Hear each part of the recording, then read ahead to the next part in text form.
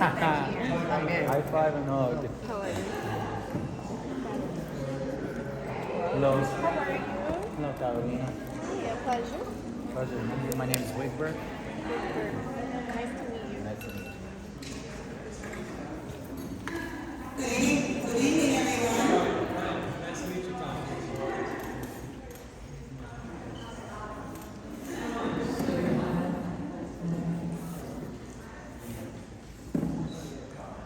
Good evening, everyone. Thank you for coming out tonight. I am so excited to introduce my other speaker tonight. So just to give you a background of what he does. He's been a life coach for 15 years, and he's given amazing talks. There's talks on YouTube, and he's also given us professional advice, including myself, as how to organize our lives better and be our best selves. Well, having a lot of energy and just, putting ourselves out there. So with that, let's go ahead and start with a prayer. Lord God, please guide my model tonight as he gives his testimony and hopefully livens up the lives of others and encourages people to be their best selves. And without further ado, I'll go ahead and introduce Model.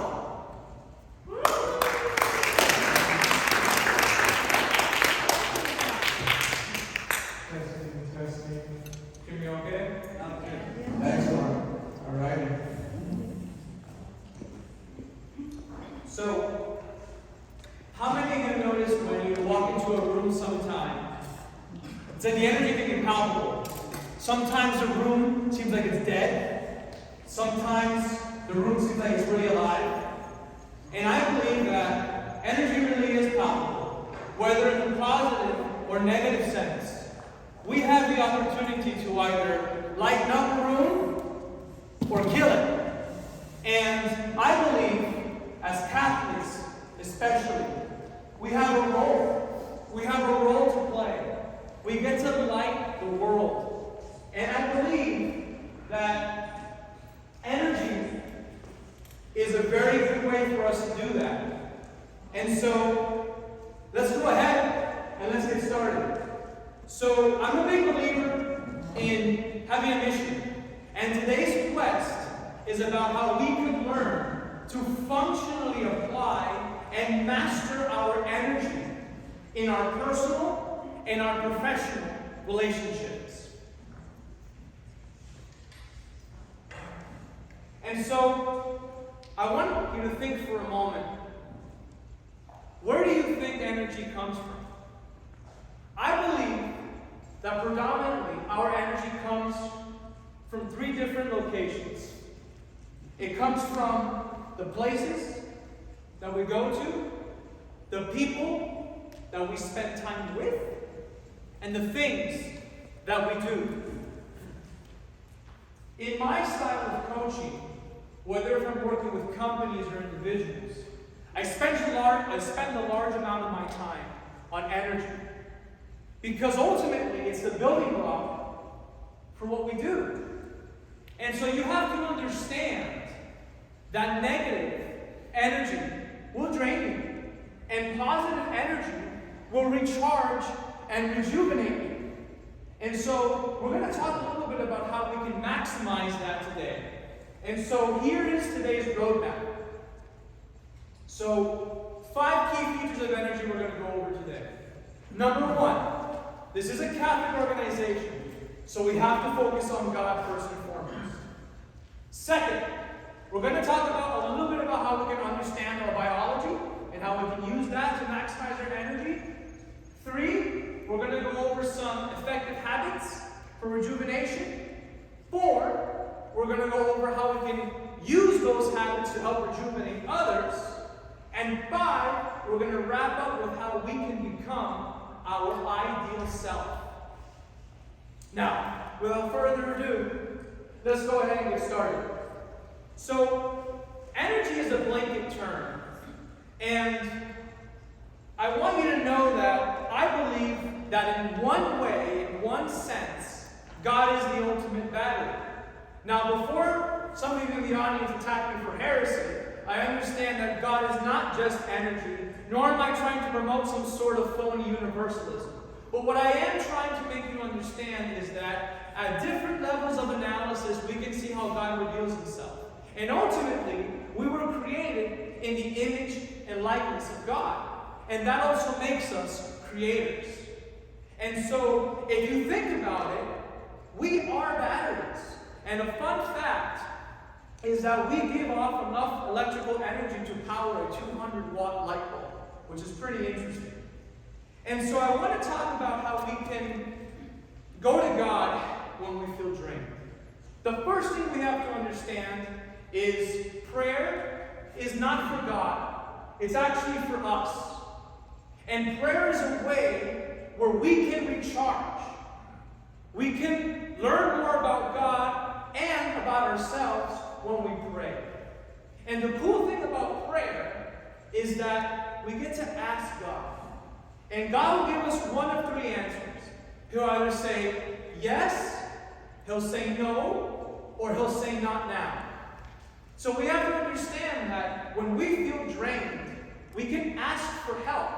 We can petition God to give us the energy when we need it. Second, we have to understand that when we're praying to God, we're speaking. We have to give time for silence. That is so key. In this world, when we overuse our energy and we're drained, sometimes we have to recharge. And that means that we have to give ourselves time in silence. And I'm finding more and more in the workplace and with my clients that we are stressed the frick out. And the only way that we can recharge is by spending time in silence. And that is so key. Even if it's just when you're in the shower, don't bring your phone into the shower. Be quiet. Like, give yourself 10 minutes of silence in the shower at least. You know? Third, we have to understand that we have a responsibility in our own formation. God can recharge us, but we also have to understand who He is. You have to read. You can read scripture, you can read reflections, you can listen to a spiritual podcast, it doesn't matter. But later on I'm going to go over how we can level up our professional skills, but we also have to level up our spiritual skills. Otherwise, you can be financially successful, but spiritually dead. And I think that's way worse. Number 4, give yourself a fighting chance. The fact that you are here is awesome, because this is a Catholic organization. You have to build a cadence. I'm not saying you have to go to every event every day. I used to do that. It was horrible. It was horrible. I would drive an hour and a half from Broward and stay in traffic. All that crap is in Miami. There's some stuff in Broward, but a lot of people stuff is in Miami. You know, I'm going to be real. You know, I don't like the traffic, but I do like the people. The people are really cool. But you have to understand that you have to build formation and you have to spend time in community. So please, pick an event and stick to it. Even if this is the only one, give yourself a fighting chance. And so now that we understand that God is the ultimate battery, let's go ahead and move to our second phase. Let's talk a little bit about the human body. Now this is a 25-minute talk, and so I have to be very prudent with what I go over. So I chose to talk about two things biologically speaking today. I wanted to talk about the active potential, and I want to talk about dopamine. So, for those of you who are not very big into biology, the active potential is something that's really cool. And I picked it because I thought it would serve a good metaphor. On the cellular level, right before a cell does an action, it has to receive and release a bit of energy. Now, the interesting thing about the active potential is that it's all or nothing. Just like free will. Okay, you either choose to do something or you don't. You can't half-ass it. And if you half-ass your life, then you know what happens. But I find it very interesting that even at the cellular level, it's all or nothing. And with Christ, that's how it is. We can't be in between. You're either cold or you're hot. You're not lukewarm. And you have to remember that. With your interaction with other people, you have to understand that you are constantly giving off something. Okay? And people don't like it when they can't read you. So you have to understand. You have to be honest and upfront. Always. The second thing I want to talk about is how dopamine plays a role biologically, which is really cool. Dopamine basically, it's like our happy juice. And when you have high dopamine levels, overall, you're in a better mood. You give off a better vibe, you give off a better energy. And a couple simple ways for you to increase your dopamine is by having a healthy diet. And I'll talk about that a little bit after. But you have to understand that your emotions play a role, and your emotions are highly regulated by how you take care of your circadian rhythm, which is basically the rhythm of the levels of stress that you feel and the hormones, and they play a role. And so, if you find yourself feeling low on energy, the best thing to do is let someone know. Don't wait until you're angry, and then because you're missing some dopamine, or maybe you're having a bad day. Like, let people know. Don't hold it to yourself. It's very important to be honest, because then you have to catch up after. And so understand that if you're not taking care of your body and you don't understand your biology, you're going to be at fault. And so, how can we leverage that biology? The way that we leverage that is through our healthy habits. And so, I want to talk about a few different things. Some of the things I'm going to talk about are things that you probably already know. But one of the things that I find is very useful is that you have to review things constantly. Number one, nutrition. You are what you eat. It's not an exaggeration, it's very true. If you eat poorly, you will have lower energy. So you have to make sure that you're giving yourself a diet that's balanced and you're keeping yourself hydrated. And one of the things that's very beneficial for food is that now that we're in Lent, I recommend take the fasting and the abstinence seriously. Okay? Understand that your food plays a role. Stay away from processed food as much as you can. Alright? All those extra ingredients really slow you down. Measure your saturated fats. Have a diet that's high in protein. Research finds that diets that are high in protein actually increase your dopamine levels. And that's one way that you can increase your dopamine naturally without having to take any additional supplementations or drugs, which I don't recommend, by the way. And just in case you were wondering. And water is really big. The average adult male I know has to have at least 100 ounces of water. For women, it's about 15% less. And so you have to drink a lot of water. It's very important to be hydrated. Second thing, sleep counts. You can cheat your sleep for a couple days, but eventually it will catch up to you. You should be getting about 7 to 9 hours a night of sleep. Maybe I sound like your mom or dad, but they were right. They were right. It will catch up to you. 3, if you're not exercising, now's the time. Most of the people here in this room are in their 20s and 30s. And for those of you who are not, it doesn't matter. Because the best day to start was yesterday. The second best day to start is now. Even, and this is a really cool story, there was a psychologist that did a test, and he found that with his patients who had never exercised before, he made a very simple request. 3 minutes.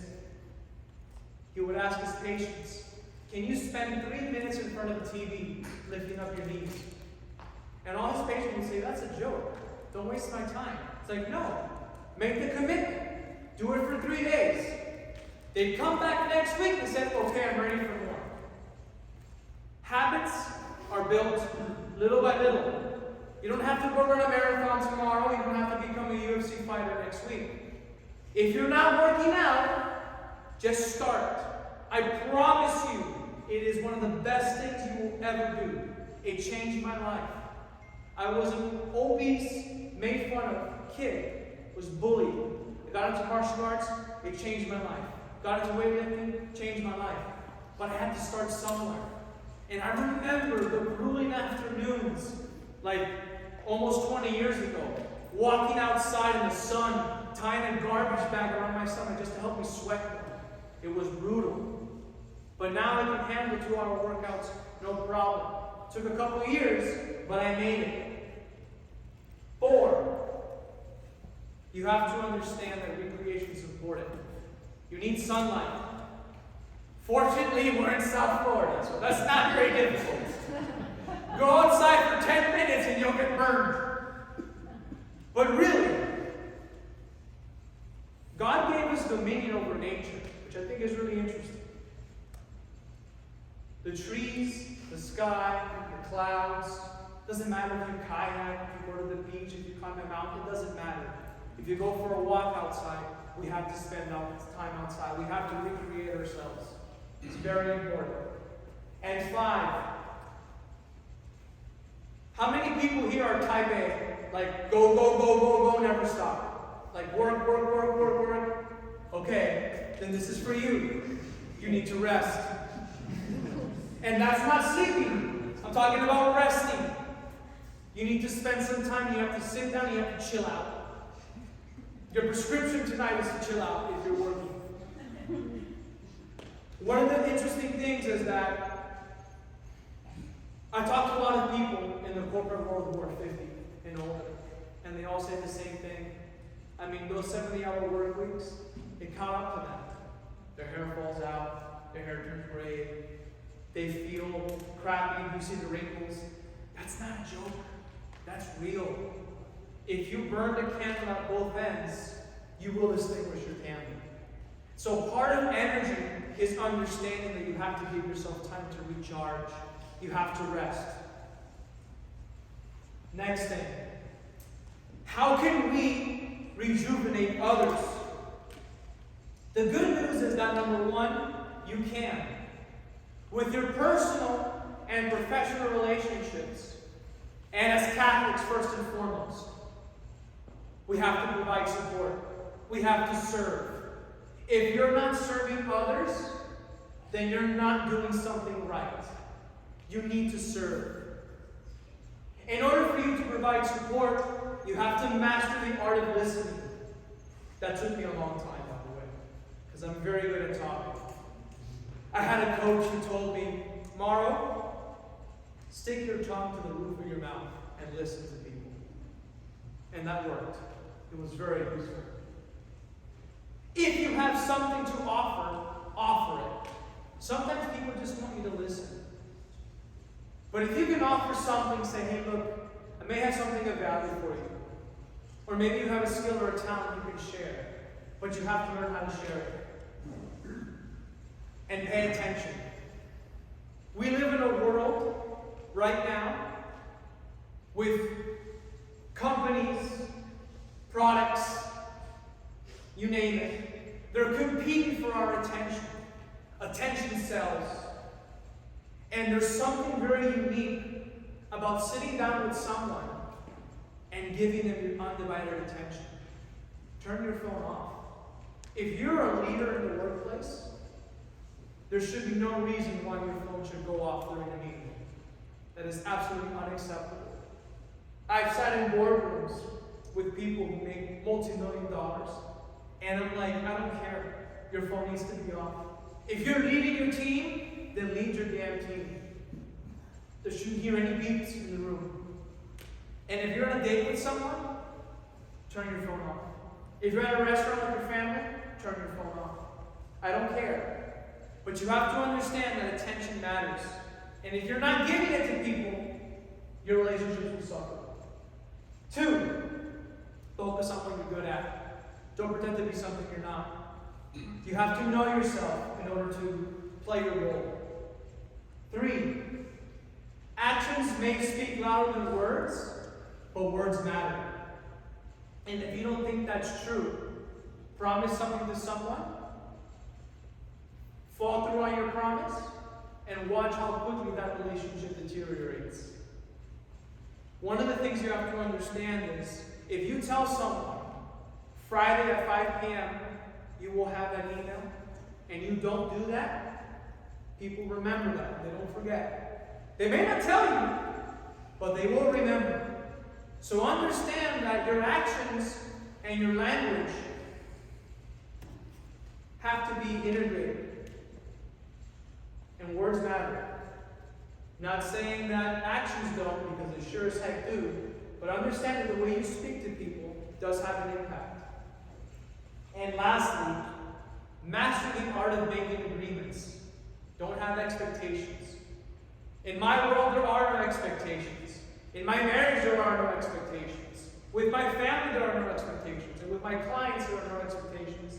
There are only agreements. We sit down and we negotiate.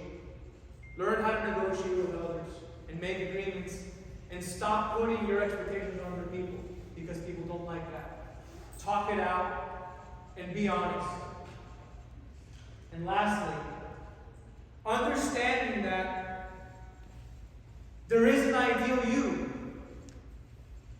It exists. I am far from perfect, and everyone in this room is also far from perfect, but we can strive for the ideal. The first thing we have to understand about striving for the ideal is that you have to understand that traits have a dual nature. Strengths and weaknesses are two sides of the same coin. If you're very good at working, you are probably not that great at resting. If you are very good at being lazy, okay, you're very good at resting.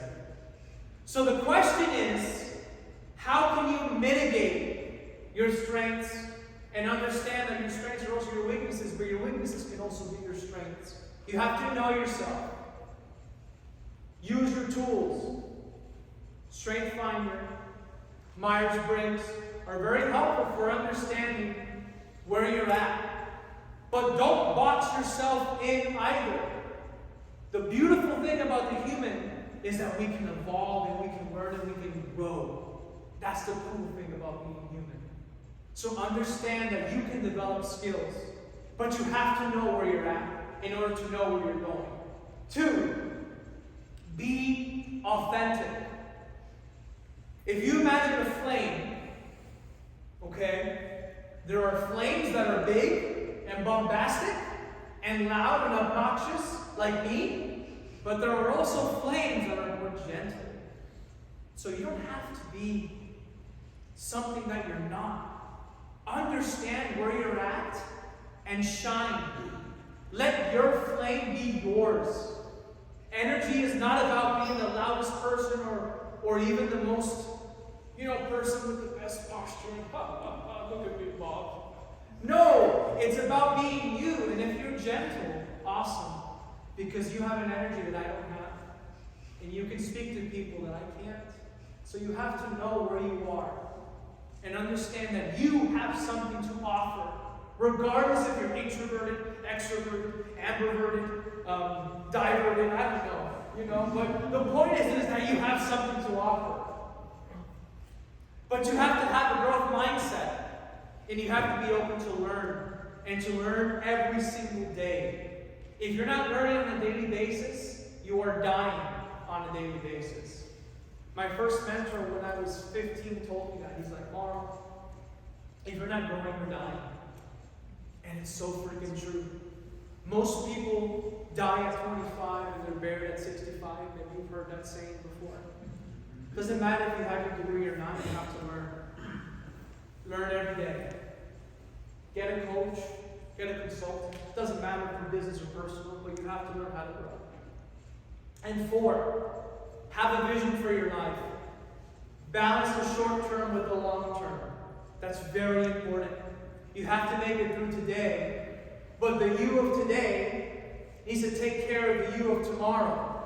And so you have to have a daily cadence. But you also have to understand that if you only live for today, you miss out on where you're going. It's a very interesting balance balancing where you are now with where you want to be next week, next month, next year. It all plays a role. And it's kind of like that Russian doll that it's like big and then small and then smaller and smaller. That's you right now. And you have layers. So understand that the decisions you make now will affect tomorrow. But you can't just play long term and forget about the short term. You have to balance both. And so, my invitation to you is to remember you play a role. You count. Your energy matters. Your presence matters. And I want you to know that regardless of where you're at, I have a call to action for you, okay? However this talk may have impacted you, okay? The talk ends here, but your life goes on out there. If there is any way, shape, or form that I can support you, just ask. If there's any way that I can support, just ask. And I'll be more than happy to see how I can get you to manifest your goals. And so if you haven't done so already, think about what 3 goals you have on how you want to master your energy. And if you want to talk to me after the talk or ask me a question, please do. On your seats, you have a bookmark. On the back of that bookmark, there are some useful questions for you to ask yourself on a daily basis. There's also a pretty cool QR code in the front which takes you to my website, where you can see some of my content and my programs and whatnot.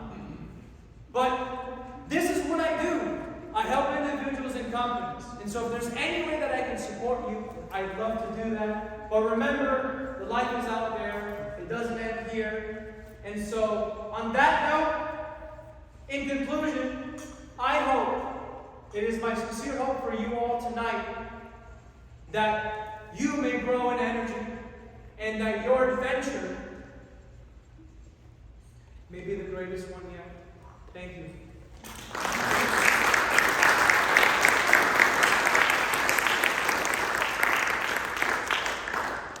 Thank you so much for sharing your time and your talent with us. We actually have time for one question.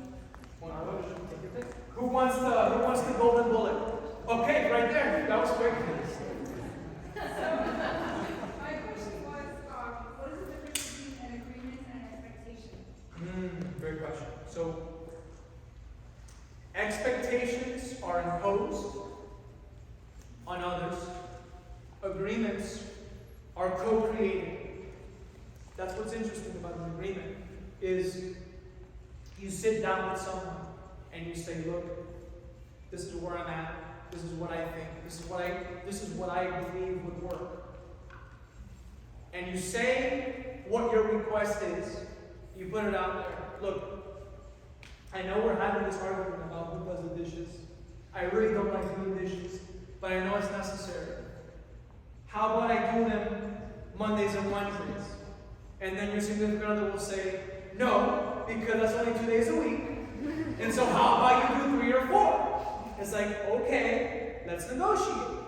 Whereas, I expect you to wash the dishes every day.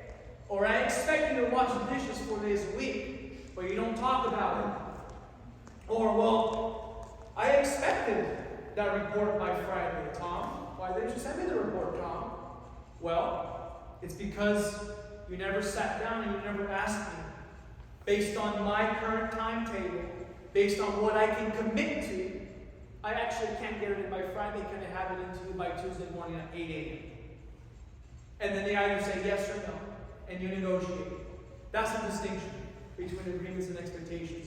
One is imposed and is in the back of your mind, and no one knows that it's there, versus an agreement is you put it out there and you actually negotiate, and that's the difference. I don't know if it's committed, but there's a difference between expectations that are communicated and expectations that are not communicated. Because there are, sometimes there is this is the bottom line, you have to, at least this is the expectation. Sure. But if you want people to reach that, it has to be communicated. So. Yeah, and I would say that For example, I'm Go ahead. a professor, right? Sure. There's a rubric. It's not negotiable. But it has to be communicated and explained and scaffolded, and like you say, this is how we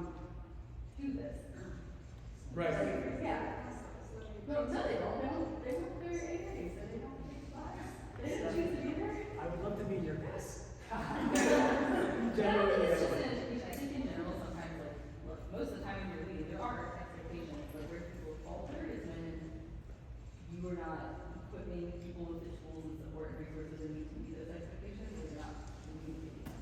Mhm. So, I mean, she pointed out something very interesting in your example is that when you take a course, you're agreeing to take the course, like no one forces you to be there, right? And so when you have a position of power, of course, like there are things that are non-negotiable. But you can either agree to them or not, because people can drop out of your class. What about high school? Yeah. What about high school kids? Mm-hmm. K-12, that's compulsory, illegal. You're gonna go truants if you don't come to class. Yeah.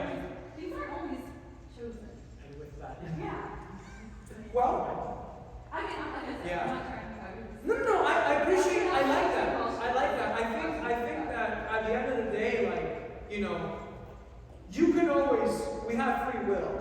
And so I believe that even at the fundamental level, we can either could assent to something or not. And I think that as Catholics, we believe that, you know, so we do live in a society, so there is that, but, you know, we can always say no. I mean, no one's going to hold a gun to your head and make you go to school. so with that, we have Maurice agree to stay afterwards to continue any fun Yes. conversations.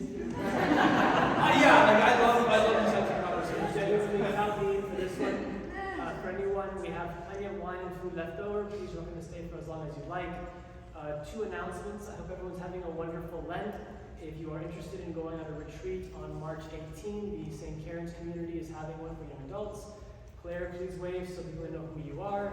If you have any questions, please direct them to her. Other announcement is, thank you for making it out to CYP. We're here once a month, on the last Monday of every month. So our next event is on March 27th, here at 7:30. And with that, we're going to prayer. In the Father, Son, and Holy Spirit. Glory be to the Father, to the Son, and to the Holy Spirit. As it was in the beginning, is now, and ever shall be, world without end. Amen. Thank you so much, guys, and have a wonderful rest of your Monday. Thank you, everyone.